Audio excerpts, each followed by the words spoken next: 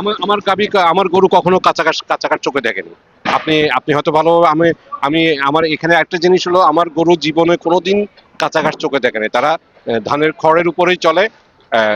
তাদের যে অন্য যে চাহিদাগুলো, সেগুলো আমি তার দানাদারের মাধ্যমে পূরণ করি। ঘনবসতিপূর্ণ একটা জায়গার ভিতরে চাওয়ারে আপনি গরুর খামার করেছেন এবং সেখানে 40, 42, 45 লিটার দুধের গাভী তৈরি করেছেন। কিভাবে সম্ভব হলো আমার সেটা একটু বলেন। আসসালামু আলাইকুম। আসলে ভাই, আপনি তো আমার খামার গিয়ে দেখেছেনই। আমার বাসার মধ্যেই খামার।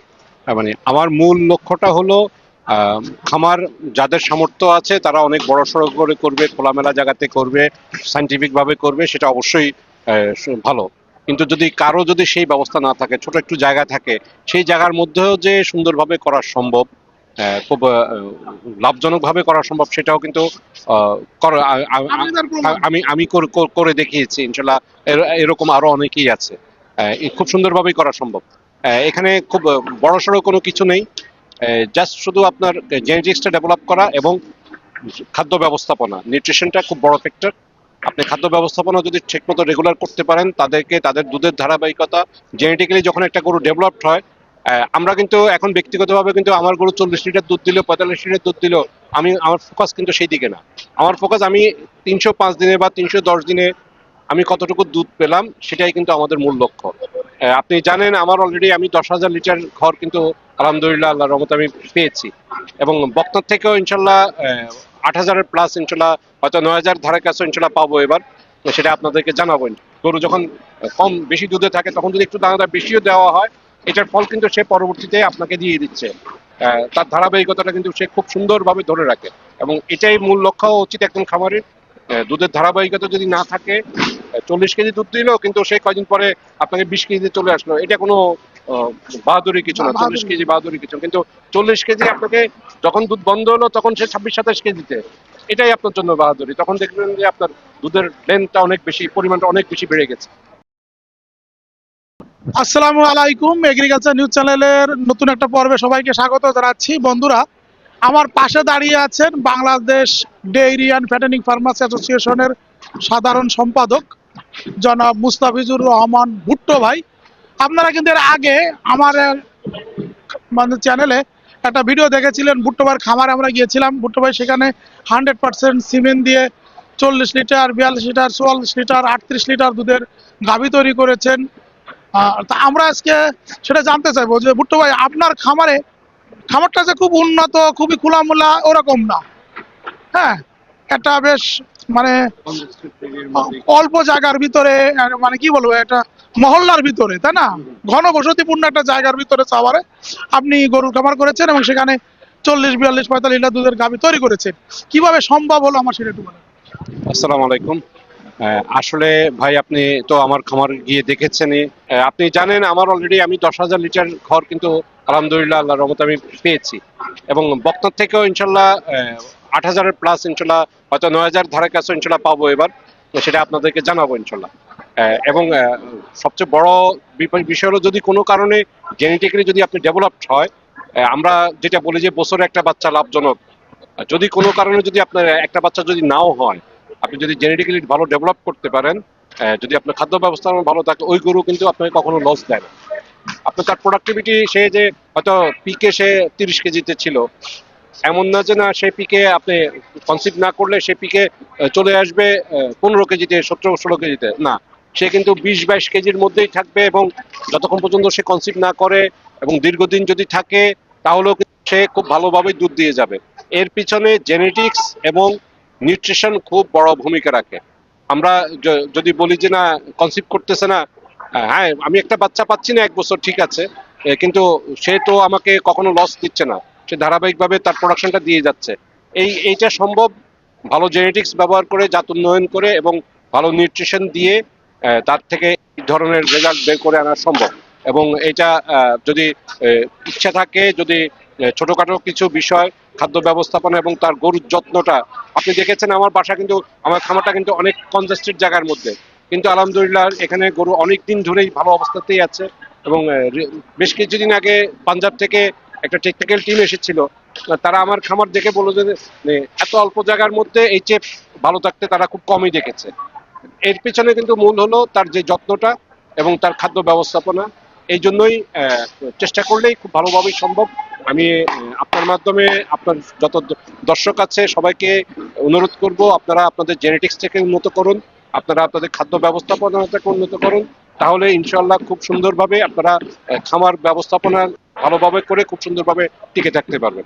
না, আমরা ওই যে আপনার খাবার দেখেছিলাম, কিন্তু কাঁচা ঘাস দেখেছিলাম খুব কম। আমার আমার গাবি আমার গরু কখনো কাঁচা ঘাস চোখে দেখেনি। আপনি আপনি হয়তো ভালো, আমি আমি আমার এখানে একটা জিনিস হলো, আমার গরু জীবনে কোনোদিন কাঁচা ঘাস চোখে দেখেনি। তারা ধানের খড়ের উপরেই চলে। তাদের যে অন্য যে চাহিদাগুলো সেগুলো আমি তার দানাদারের মাধ্যমে পূরণ করি।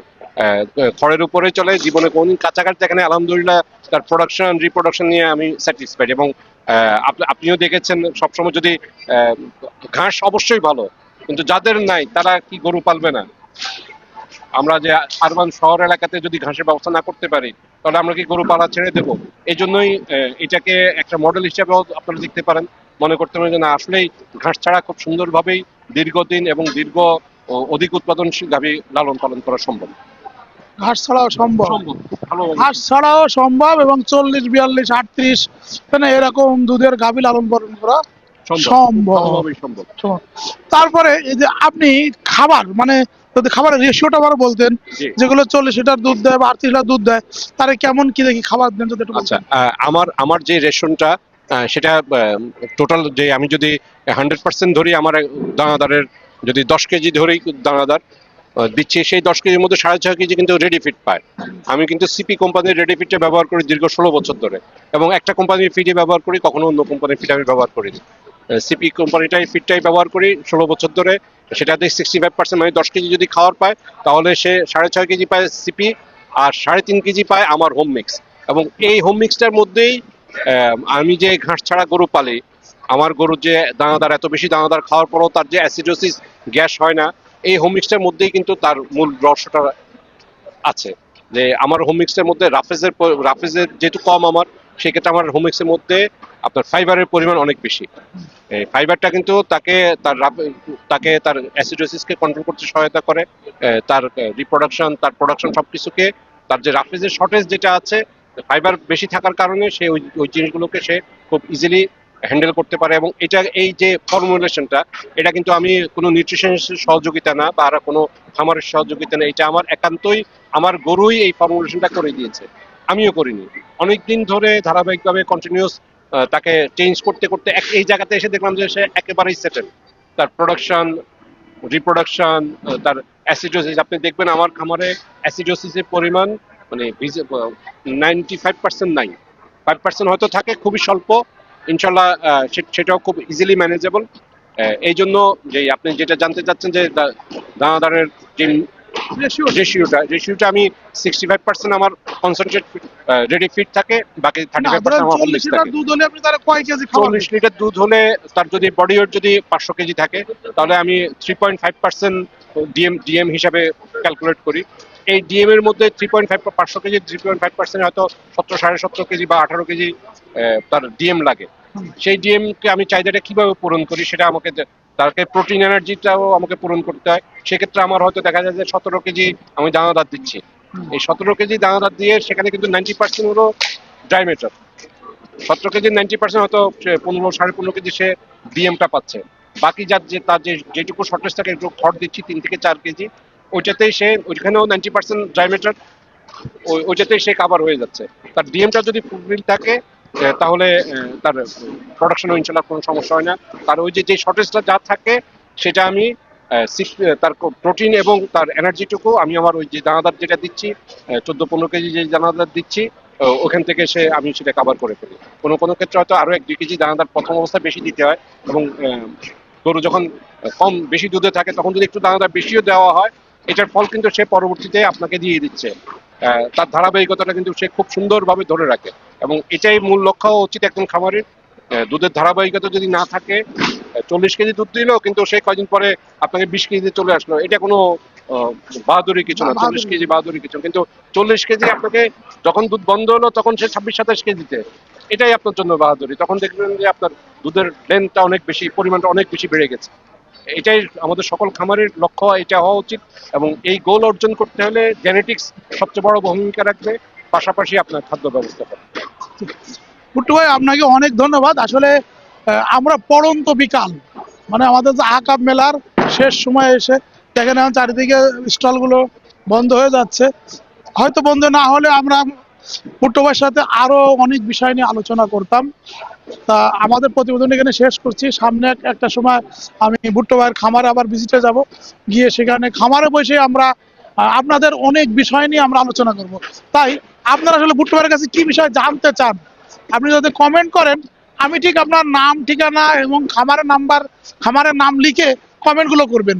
তাহলে আপনি ডাইরেক্ট কিন্তু যাই বলবো যে গাজীপুর থেকে মিস্টার রহিম, তার খামারের নাম এই, তিনি এইটা জানতে চান। ভুট্টু ভাইয়ের কাছ থেকে আমরা ঠিক সেভাবে আপনার কথার উত্তর এনে আমরা কিন্তু প্রচার করব। তা ভুট্টু ভাই আপনাকে ধন্যবাদ। ধন্যবাদ।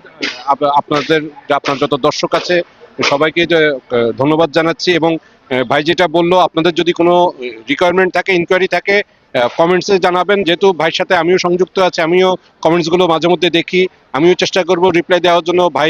ভাইয়ের অনুমতি নিয়ে আমি চেষ্টা করব রিপ্লাই দেওয়ার জন্য। এবং যদি কোনো কিছু আরো বেশি কিছু জানতে চায়, তাহলে ভাই একদিন প্রোগ্রাম করলে ইনশাল্লাহ আরো ডিটেলস এগুলো নিয়ে আলাপ করা যাবে। ধন্যবাদ ভাইজিৎ ভাইকে। আমাদের জন্য, সকলের জন্য দোয়া করবেন। জি, আসসালামু আলাইকুম। আসসালামু আলাইকুম।